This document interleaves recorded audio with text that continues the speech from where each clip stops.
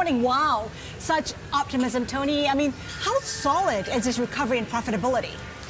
Well, we're forecasting airline profits globally for the year of $36.3 billion. That's up a bit from $33 billion last year. I have to say that forecast was made back in last December. We'll be updating it in June. Now, of course, a lot would have happened between December and June. But the fuel price coming down obviously has a large part to play in that.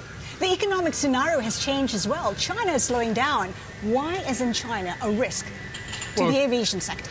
You're right. The Chinese economy is slowing down, although in fact air travel within and to and from China is not slowing so much because the economy is reshaping itself and restructuring itself, and consumers are spending a bit more, and they're spending on travel. So we're not seeing China being such a big reduction in China, such a big factor at the moment. Structurally, is the aviation sector better placed now than before, or is cheap oil masking some of the issues, weaknesses, problems perhaps? I think we need to keep it in perspective. Bear in mind it's still a profit of only $10 a passenger.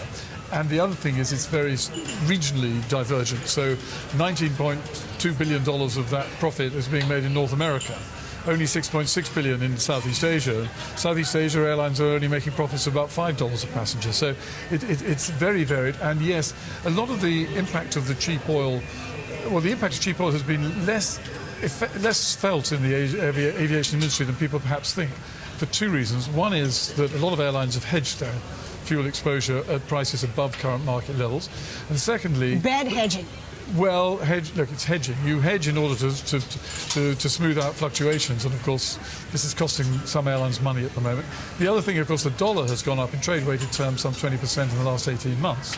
Fuel is paid for in dollars. A lot of other costs are paid for in dollars. So it hasn't been a bonanza, perhaps, that some people might have thought for the airline industry. What assumptions are you making about oil?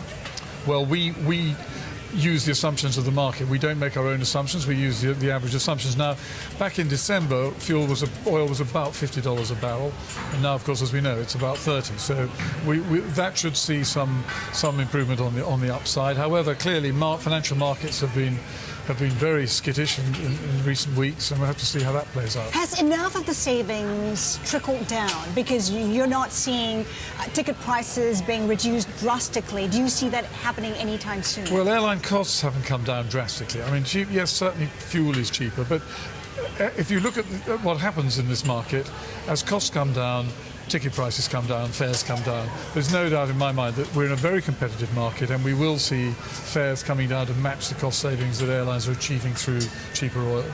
You've often said that consolidation is necessary for the industry to be sustainable in the longer term. Is that still the case? And what do you make of consolidation within Asia?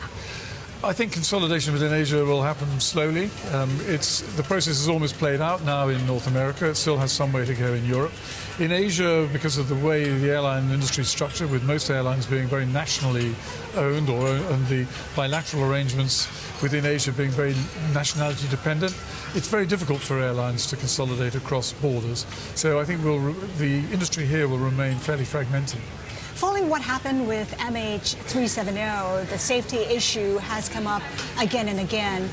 What has the industry learned, and what is the industry doing to ensure that such incidents don't happen again? The whole industry is moving towards higher standards of aircraft tracking. ICAO, the International Civil Aviation Organization, is working hard to put the standards together in consultation with the industry on how we can do that. There's new technology coming on stream in the form of satellite-based aircraft surveillance, which should make significant progress as well in that area. So these things are happening. What happened to that flight is still a mystery. But that tracking system that you're talking about comes into effect only in 2018. What can be done in the process? A lot of airlines are already taking steps to improve the surveillance of their own aircraft, to make sure they know where aircraft are literally minute by minute, in a way that perhaps wasn't done before that incident. And standards are being published, which will become eventually regulatory requirements for airlines to keep a much closer track of their flights. Speaking of safety standards, is it safer now than before? I mean, what is your study showing about Well, safety today we're standards? publishing our analysis of safety statistics for last year, for 2015, and we are seeing steady improvement in aviation safety. Last year we saw serious accidents happening in only 1 in every 3.1 million flights. And that's a significant improvement on the previous 5-year average, which was 1 in every 2.2 million flights. So we are certainly seeing a much safer industry. But Asia versus North America versus Europe, what's the safety standard? Improvements are taking place right across the industry globally. Obviously, different pace in different places. But it's a remarkable thing that last year, in terms of accidents, there were no jet hull accidents anywhere in the world. There were 4 turboprop complete hull losses with fatalities, but in terms of jet accidents, there were none. There were 2 jet losses, the German Wings tragedy and the Metrojet tragedy, but both those were deliberate acts, which we don't classify as accidents, although of course people will take those into account when they're thinking about aviation safety. Are you concerned about the infrastructure, because now it's become so competitive, the airspace is also getting more congested? What is being done? What needs doing? It's very important that infrastructure keeps pace with the tremendous growth in the industry. Is it currently? It differs in different parts of the world. In Europe, they're struggling. It takes decades to get a new airport or even a new runway built in Europe. Here in Asia, that's much better. We're seeing new runway developments here in Singapore. We're seeing it in Hong Kong. In recent years, of course, we've seen new airports all over the region. Of course, China is building many new airports. Airspace infrastructure and airspace management is becoming increasingly important. Here in Asia, we have a very fragmented airspace management structure, so it's very important that governments work together, and they are doing this to make sure there's technological compatibility, that processes and procedures work well to make sure airspace capacity can be fully utilized. Open Skies Agreement in Southeast Asia, meant to be a reality by the end of last year. Not happening, not yet at least. Well, how soon? Well, there's significant progress being made there, isn't there? We're seeing significant liberalisation within Asia for ASEAN carriers to operate between certain cities, and we're certainly seeing liberalisation coming. Progressive liberalisation is a good thing, and it's not surprising that there isn't a sort of Big Bang type of liberalisation as they were able to achieve in Europe, which took time, let's not forget.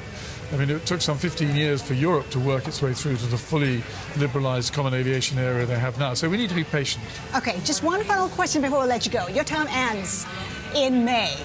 What will you do? Will you be joining another airline, for instance? I have no plans. Lots of speculation. No, I have no plans to join another airline. I intend to take life a little bit easier, do a bit less travelling than I'm doing now. Maybe join 1 or 2 enterprises on a non-executive capacity. That's what I plan to do.